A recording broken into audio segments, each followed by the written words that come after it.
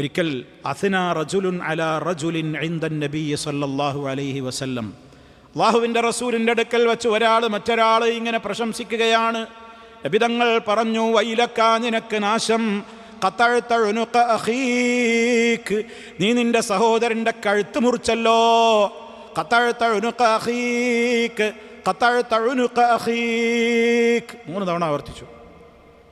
അവൻ്റെ പേരടിയാൻ വെട്ടലാണ് എനിക്കതിനെ കാണാല്ല.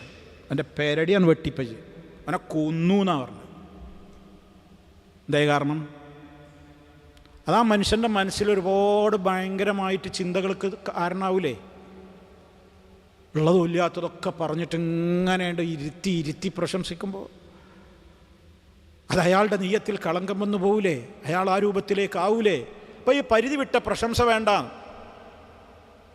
ആ നിലക്ക് പിന്നെ ഒരാളെ മൻകാന മിൻകും മാദിഹൻ ലാ മഹാല, ഒരാൾ തെസ്കിയ ചോദിക്കുകയാണ്, നമുക്ക് അയാളെക്കുറിച്ച് എന്തെങ്കിലും ഒരു അഭിപ്രായം, ഒരു കോണ്ടാക്ട് സർട്ടിഫിക്കറ്റ് എനിക്ക് കൊടുക്കാതെ നിവൃത്തിയില്ല. അങ്ങനത്തെ ഒരു ഘട്ടം വന്നാൽ ഇങ്ങനെ പറഞ്ഞോന്ന് എങ്ങനെ പറയാ? അഹ്തസിബു ഫുലാനൻ കദാ വകദാ വല്ലാഹു ഹസീബു വലാ ഉസക്കി അലല്ലാഹി അഹദ. എനിക്കറിയാവുന്നത് ഇങ്ങനെയൊക്കെയാണ്, ബാക്കി അള്ളാഹുവിനെ അറിയുന്നവൻ, അള്ളാഹുവിന് പുറമെ ഒരാളെയും പുകഴ്ത്താൻ ഞാൻ ആളല്ല. അതാ പറയേണ്ടത്. അങ്ങനെ പറയാവൂ.